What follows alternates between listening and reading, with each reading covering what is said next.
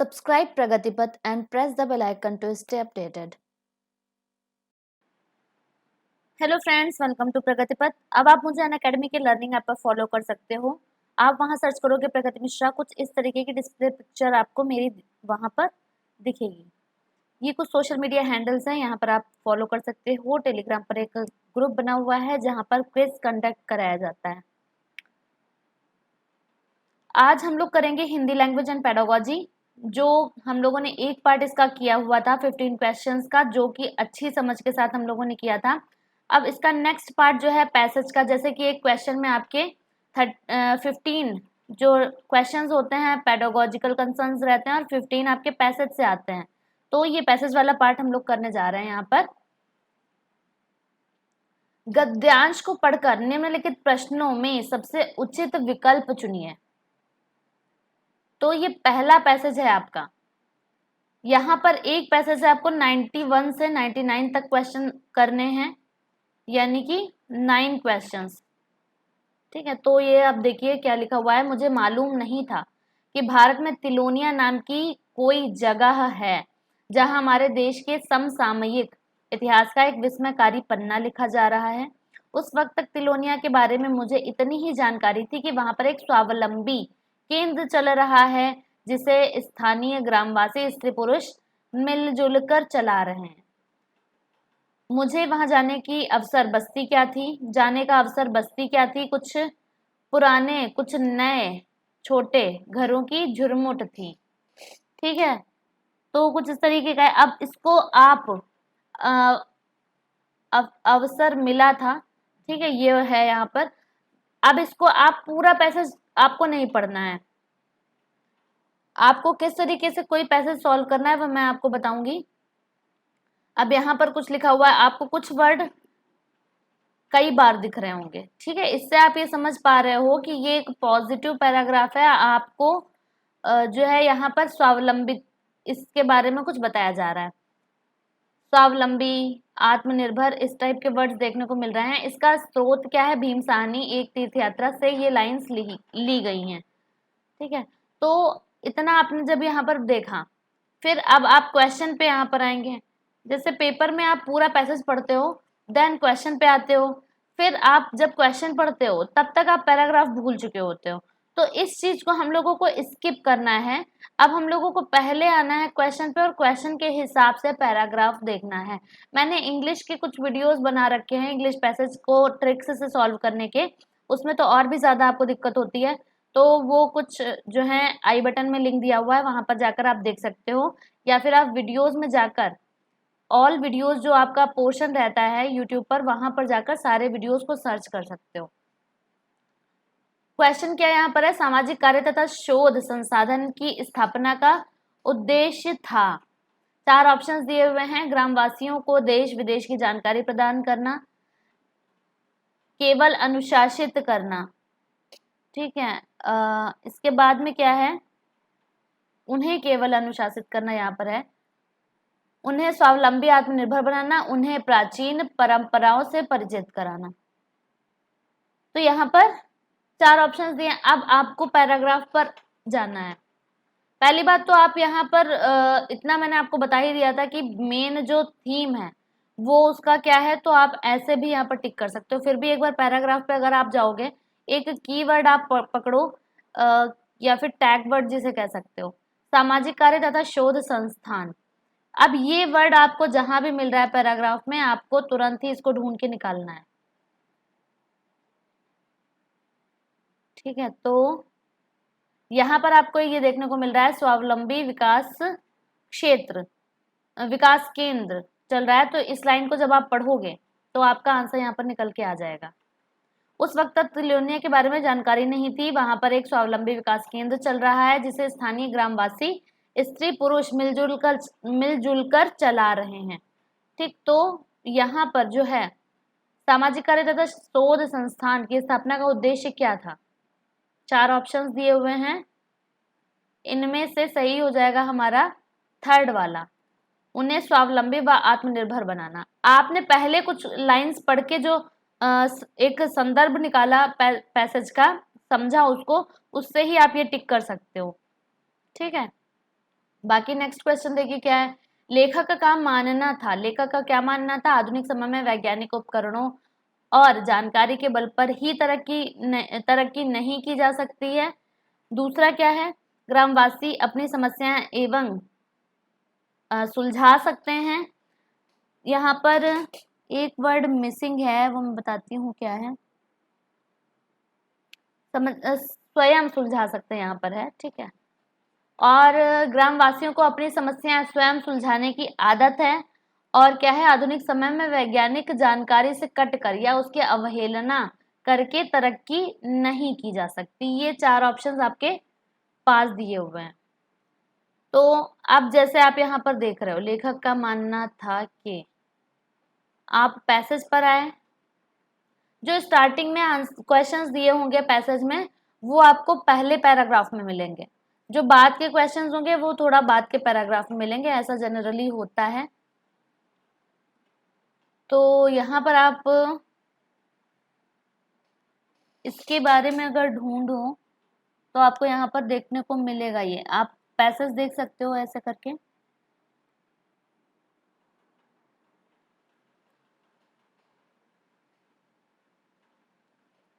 यहाँ पर आपको देखने को ये मिल सकता है, ठीक है। चारों ऑप्शंस आपको पढ़ने हैं, फिर आप जब सर्च करोगे तो आपको आसानी से मिल जाएगा आपका जो आंसर था, और उसमें टाइम नहीं लगेगा। इससे आप 5 से 6 मिनट अपने दोनों पैसेज को करके 6 मिनट तक बचा सकते हो, इससे ज्यादा भी बचा सकते हो, ठीक है। तो ऐसे करके आप यहाँ पर देख सकते हो कौन सा सही होगा। यहाँ पर ऑप्शन ये वाला, जानकारी से कटकर या उसकी अवहेलना करके तरक्की नहीं की जा सकती, यहाँ पर लिखा हुआ था अवहेलना करते हुए तरक्की नहीं की जा सकती है, ठीक है। आज के जमाने के बल पर ही तरक्की की जा सकती है। नेक्स्ट क्वेश्चन क्या है, संस्थान के निर्णय और संचालन में आधारभूत भूमिका इनमें से किसकी है, संस्थापक की, गरीब एवं दलित की, उस गांव में रहने वाले सभी लोगों की, या फिर गांव प्रधान की, ठीक है। तो इनमें से कौन सा वाला सही होगा,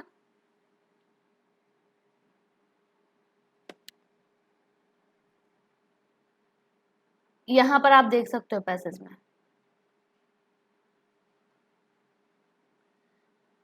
स्वावलंबी विकास केंद्र चल रहा था, स्थानीय ग्रामवासी स्त्री पुरुष मिलकर चला रहे थे, कौन, स्थानीय ग्रामवासी। तो फिर यहाँ पर ऑप्शन क्या होना चाहिए सही, संस्थान के निर्णय और संचालन में आधारभूत भूमिका इनमें से किसकी है, उस गांव में रहने वाले सभी लोगों की। नेक्स्ट क्वेश्चन, आत्म उपसर्ग किस शब्द, आत्म इनमें से किस शब्द में उपसर्ग नहीं है,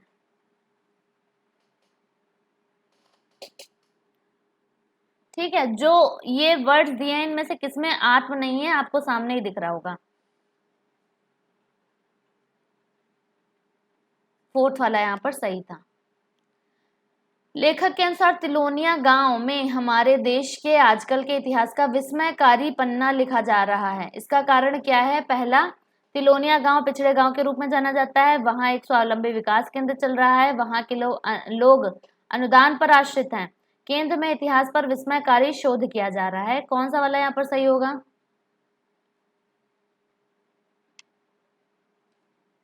तो ये आपको पैसेज देखने की जरूरत नहीं, अब आप इतना समझ गए हैं कि यहाँ पर ये वाला ऑप्शन सही है, स्वावलंबी विकास केंद्र चल रहा है, पिछले क्वेश्चंस में भी ये आ चुका है। शताब्दी समास का उदाहरण क्या है, अब इसके लिए आपको पैसेज देखने की जरूरत ही नहीं। तो क्या आपको पूरा पैसेज पढ़ना वर्थ कर रहा था, यहाँ पर अपने पूरे 5 से 6 मिनट देना वर्थ कर रहा था, पैसेज को पढ़ के देन फिर क्वेश्चन पे आके देन फिर पैसेज में से आंसर छाट कर, नहीं। तो आपको करना क्या है, पहले क्वेश्चंस देन आप पैसेज में जाकर छांट सकते हो उन आंसर्स को। शताब्दी समास का उदाहरण है, इसके लिए आपको पैसेज देखने की भी जरूरत नहीं है, बहुव्रीहि, द्विगु, तत्पुरुष या फिर अव्ययी भाव, ठीक है, अव्ययी भाव ये है। तो यहाँ पर कौन सा सही हो जाएगा, यहाँ पर सही हो जाएगा द्विगु, क्यों, शताब्दी जो है 100 वर्षों का समूह, जहां पर संख्यावाचक शब्द आ जाता है पहला, वहां पर द्विगु समास होता है, हमेशा ध्यान रखना। द्विगु समास जो होता है संख्यावाची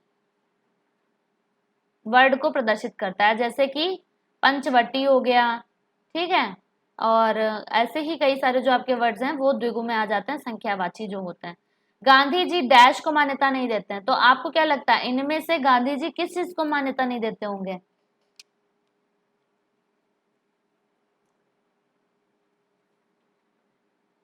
चार ऑप्शन यहाँ पर दिए हुए हैं। तो गांधी जी देखो, ये आप बिना पैसे देखे ही बता सकते हो। अकर्मण्यता मतलब क्या होता है? खाली बैठे रहना, काम ना करना। यहां पर भी देख सकते हो, पैसेज में भी अगर देखो तो ये चार पांच वर्ड जो आपको देखने को मिले, ठीक है, सादापन, कर्मठता, अनुशासन, सहभागिता, तो ये सारी चीजें जो हैं ये गांधी जी की मान्यताओं के अनुरूप ही चल रही हैं। ठीक है, तो कुछ इस चीज तरह की बात थी यहाँ पर, तो ये वाला आपका ऑप्शन यहाँ पर सही हो जाएगा, अकर्मण्यता। इसके लिए भी कुछ खास पैसेज देखने की जरूरत नहीं थी, क्योंकि आत्मनिर्भरता के बारे में गांधी जी ने कहा ही था, कर्मठता भी, सादापन भी रखना चाहिए, तो अकर्मण्यता यहाँ पर सही ऑप्शन हो जाता है। निम्नलिखित में से संज्ञा का उदाहरण नहीं है। इनमें से संज्ञा यानी कि नाउन क्या नहीं है, बताइए। आत्मनिर्भरता नहीं है, स्वावलंब, या फिर अनुशासन, या फिर अनुशासित। कौन सा ऐसा वर्ड है जो संज्ञा के अंतर्गत नहीं आ रहा है? ठीक है, यहां पर आप इस तरीके से देख सकते हो, तो ये जो आपका अनुशासित है, ये वर्ड जो है ये संज्ञा का उदाहरण नहीं है, फोर्थ सही था यहाँ पर। ये अनुशासित के बाद में आप लिखोगे व्यक्ति, तो this will be a adjective, an adjective, ठीक है, विशेषण हो जाएगा ये। बाकी जो तीनों आपको दिख रहे हैं ये संज्ञा है। तो अगर मैं आपसे पूछूं which part of noun is this, कौन सा पार्ट ऑफ नाउन है इनमें, कौन सा संज्ञा का पार्ट है, तो ये तीनों के तीनों में एब्स्ट्रैक्ट नाउन है, यानी कि भाववाची संज्ञा। ठीक है, या इस टाइप के जो आपके वर्ड्स होते हैं सब भाववाची संज्ञा में आते हैं। एक आ जाता है बचपन, बचपन भी क्या है, भाववाची संज्ञा है। तो अगर बचपन, ठीक, अगर इस टाइप के कोई वर्ड्स आते हैं आपके, तो आप उसके आगे एक वर्ड खुद से जोड़कर देख लिया करो, जैसे अनुशासित है व्यक्ति, अनुशासित व्यक्ति, ठीक, तब ये जाके पूरा होगा, तो ये एक एडजेक्टिव बन जाता है। 99 उपयोग शब्द का विलोम क्या होगा? उपयोग शब्द का विलोम क्या होगा?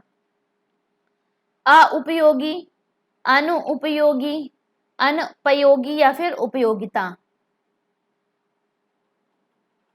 कौन सा ऑप्शन यहाँ पे हो जाएगा? ये तो सिंपल सा था, यहाँ पर सेकंड वाला ऑप्शन आपका सही हो जाता है, अनुपयोगी। तो ये आपके 91 से 99 तक पहला पैसेज कंप्लीट हुआ। अब दूसरा जो पैसेज होता है वो होता है छोटा, एक गद्यांश होता है, एक पद्यांश। अब ये आ गया आपके सामने कुछ काव्यांश।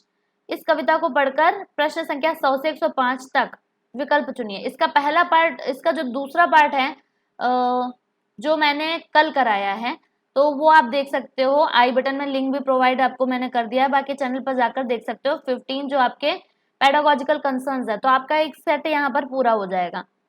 और उन 15 क्वेश्चन में से 5 क्वेश्चन आपके जरूर आते हैं हर एक हिंदी का जो एग्जाम होता है आपका उसमें। सुनता हूं मैंने भी देखा, काले बादल में रहती चांदी की रेखा, काले बादल जाति द्वेष के, काले बादल विश्व क्लेश के, काले बादल उठते पथ पर, न स्वतंत्रता के प्रवेश के, सुनता आया हूं है देखा, काले बादल में हंसती चांदी की रेखा।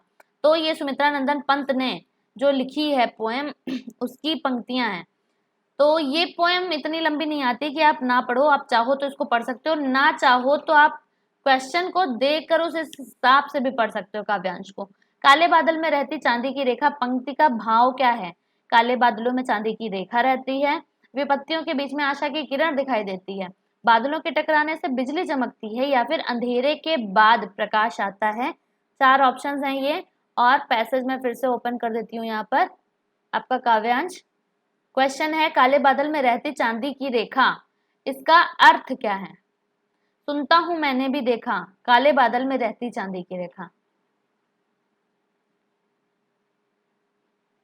तो अब मैं बताती हूं कि इसमें कौन सा सही है।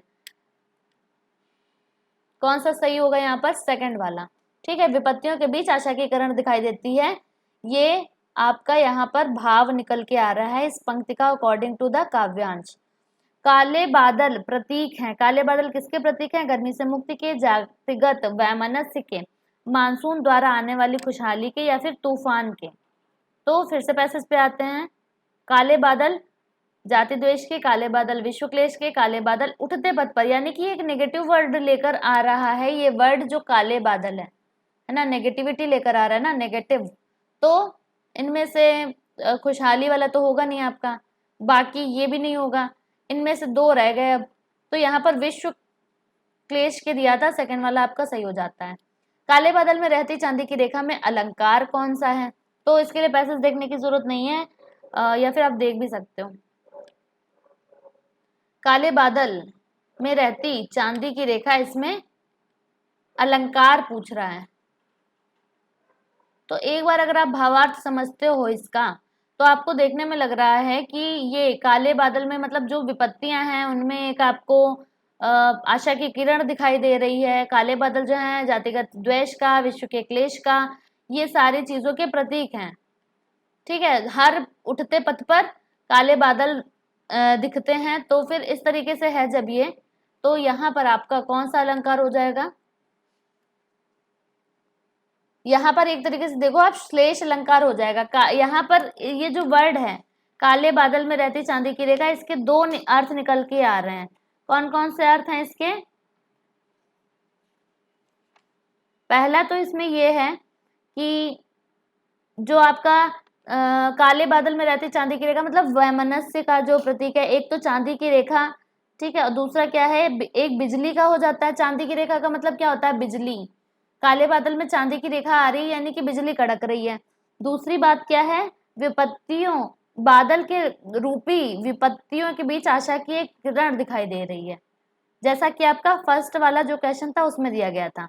बादल रूपी विपत्तियां हैं, उनमें आशा की किरण दिखाई दे रही है। तो एक ही शब्द के जहां पर एक चीज के दो अर्थ निकल के आ रहे हैं, वहां पर हो जाता है दो या दो से अधिक अर्थ निकल के आ रहे हैं। जैसे कि एक आपका होता है, सबसे अच्छा उदाहरण श्लेष का ये है, चरण धरत चिंता करत, चितवत चारहु ओर, सुबरन को खोजत फिरत, कवि व्यभिचारी चोर। तो यहाँ पर सुबरन जो वर्ड है, इसके तीन अर्थ निकल के आते हैं अलग अलग कॉन्टेक्स्ट में। पहला क्या है? कवि, कवि के लिए सुबरन जो होता है उसका मतलब होता है सुंदर काव्य, व्यभिचारी के लिए सुंदर स्त्री, और चोर के लिए सुबरन का अर्थ क्या हो जाएगा? सोना। तो ये इसी तरीके से है, आपके अलग अलग अर्थ निकल के आ रहे हैं, यहाँ पर हो जाएगा श्लेष अलंकार। नेक्स्ट,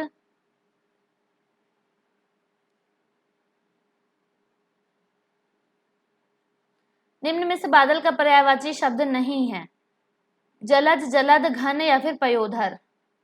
बादल का पर्यायवाची नहीं है।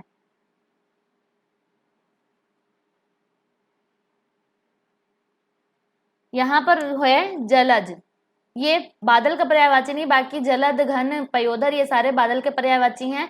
जल का कोई भी पर्यायवाची हो, उसके आगे चाहे नीर हो, तोय हो, वारी हो, ठीक है, इन सबके आगे अगर दा लगा दिया जाता है तो ये बन जाता है बादल का पर्यायवाची। जलद, नीरद, तोयद, वारिद सारे बादल के हैं। और यदि जा लगा दिया जाता है तो ये हो जाता है कमल का। जलज यानी जो जल से उत्पन्न हुआ है, नीरज, तोयज, वारिज सारे कमल के हो जाते हैं, और समुद्र के, ठीक है, धी लगा दो तो समुद्र के हो जाते हैं। जलधि, नीरधि, तोयधि, वारिधि, इस टाइप से।